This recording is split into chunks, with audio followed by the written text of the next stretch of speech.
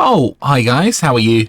So I thought I would give you guys a super quick update just telling you what the latest changes are in the latest patch for World of Warcraft. So, first of all, we now have 3 different kinds of dungeons that we can run. So we've got the normal dungeon, which is what we were running before. We've got the heroic dungeon, and there's a new setting. At the beginning of a dungeon, you'll probably notice there's a kind of glowing device called a Titan rune. And basically, if a whole group selects that item, then you sort of go on an extra hard run, and then you end up getting max 10 gear, which is actually pretty good as catch-up gear. But there's a few really nice bits, which is actually really good for a lot of people. So, in Upguard Keep, for example, we actually have the Surge Needle Ring, which was selling for an absolute fortune. It's also bind when equipped, so if you're going to do this run, which you probably want to do, you might want to sell the Surge Needle Ring, but to be honest, I actually still need it for my character. So there's some really good stuff which you can kind of get as kind of catch-up loot, which is nice. The other cool thing is we now have Naxxramas and the other sort of raids. They all have 25-man loot. And another really cool thing is in Naxxramas, there is now the option of just doing Sapphiron and Kel'Thuzad and skipping all the other bosses. So I recommend everyone does this at least every single week if you don't need any other loot. Kel'Thuzad obviously drops very nice helmets and stuff, so do a lot of the other bosses.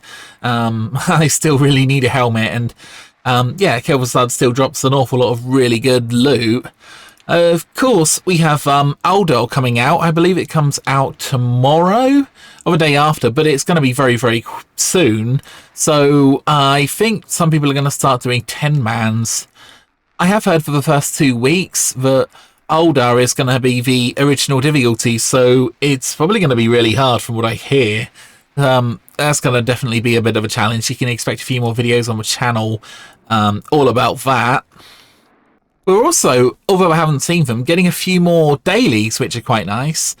The fishing daily is probably worth doing every day, and I believe you can actually get some really nice quality gems dropping from the fishing daily, so if you're lucky, that'll be nice. In terms of currency, all our emblems of heroism have become emblems of valor, and now when we do high level content, we can actually get emblems of conquest, and you can also get these by doing the daily dungeons as well. These are obviously exchanged for superior quality goods, which are actually in the game right now.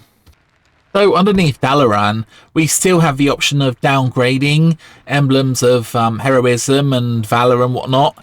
If you need to downgrade them, then this is the place where you can do it. So you can still buy some pretty good heirlooms and stuff with the lower level items. So that's a bit weird actually, but yeah, I kind of understand why they did that.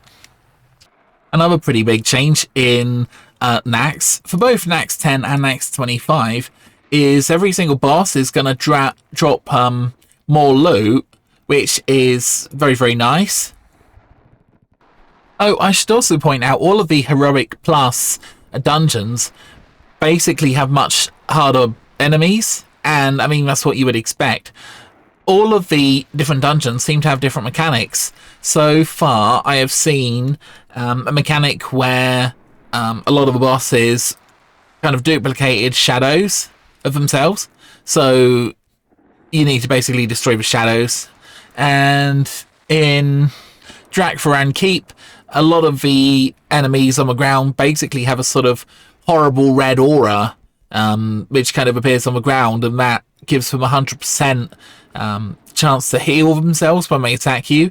So that actually makes tanking really annoying because you've constantly got to drag all the mobs everywhere. So yeah, all of the dungeons have new mechanics which make them a bit harder, but like I say, the loot is quite a bit better, so if you do want to catch up on loot, I would highly recommend you do that. And of course, I've already kind of alluded to this, but if you want to make some really good money, maybe try to, as a guild or with a few people you know, pick up a few items which are bind on equip. In other words, items you can sell in the auction house, because these are probably going to fetch you hundreds, if not thousands of gold. I would also say, in terms of the auction house, I think it's normalized a little bit now, but I have noticed that a lot of potions and high-end stuff has been going for a lot of money recently. And that's just because, you know, the next sort of phase of the game is sort of coming out, people are stocking up, so a good time to make money, I would say, definitely. One of the last things I will say is I suspect that a lot of the repair bills in Ulduar are going to be quite expensive if you guys wipe a few times. So it's probably worth having, if you don't have a bit of a reserve of gold, I would definitely do a few dungeons to build up your gold reserve. You seem to get quite a lot of gold for doing dungeons nowadays as well. So yeah, I would definitely save up probably at least about 1,000 gold, I would say, maybe more. Well, you know, which you can kind of buy materials with or repair bills or whatever you need. But yeah, it's just something to figure out. Another thing to consider, guys, is because Ulduar has quite a few patterns that drop, especially for professions like blacksmithing, it might also be worth stocking up on a few things like smelt titan steel. I mean, I haven't got a very big supply myself, but it might be worth getting a few of these because the price is probably only going to go up. To be fair, I mean, I wouldn't pay crazy money for these or anything, and if you've got a character who can make these, actually the materials to create a Titan Steel really aren't too bad. I mean, for example, you can farm the Eternal Fire and the Eternal Earth here around the eastern parts of Storm Pikes. Sorry, that's Storm Peaks. Sorry, Storm Pikes. Yeah, sorry. I'm tired. I'm so tired, man. I have to say, most of the people watching my videos and channel aren't subscribed, so heck, if you want to support me and everything I do consider subscribing. That'd be awesome. Oh, I might as well talk about it in this video, because why not? So I switched from enchanting to engineering, and oh my gosh, it has made such a big difference to my DPS, so I'm going to go over a few of the cool things I've got. So first thing is, on my gloves, I've got an enchant from engineering which gives me 340 haste for 12 seconds, and there's a 1-minute cooldown on this, so this is absolutely brilliant. The coolest thing is obviously you get the haste boost, which significantly increases my damage. Works really well on any kind of melee, probably hunter as well.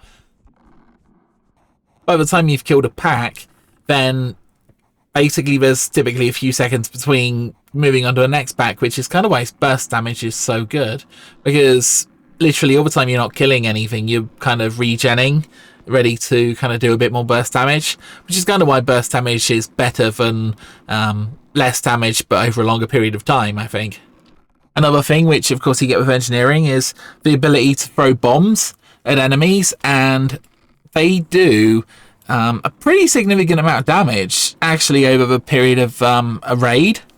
So for example, in Naxxramas, I would typically get through about 50 of these Serenite bombs, and even though the damage isn't massive, because there's so many mobs in Naxxramas, it does pretty significantly increase the overall amount of damage that you do, and you know, it can just kind of become part of your rotation. So yeah, like I get through about 50 or 60 of these per raid night, and they're also really cheap, so I do love these bombs. And oh my gosh, if anyone from YouTube is actually watching, I'm of course talking about a computer game, so I probably shouldn't mention things like that, but still. So we also get the parachute, which reduces full speed by 30 seconds, which does actually come in handy quite a lot. But I have heard that the haste upgrade is a bit more effective than the sort of parachute upgrade. Parachute upgrade does also, I think, increase your critical strike rating, I believe. Anyway, it's not bad, but it's not great either. And of course, last but not least, we have the shoes, and these shoes that give you the speed boost are absolutely amazing, especially for a Fury Warrior, because it means you get into combat more quickly. Obviously we already have stuff like our intercept, but the haste boost just means you get into combat that much quicker, you get to eliminate the enemy more quickly. Generally speaking, yeah, this is really worth it. There's a 3-minute cooldown, but yeah, this is super useful just for staying in combat for longer and getting those damage scores up a little bit. And I think that's mostly it for engineering. I should also probably mention this awesome ranged weapon, which you also get. There's one for a melee damage dealer as well as a sort of tank. And yeah, these are really cool as well, if you don't have anything better.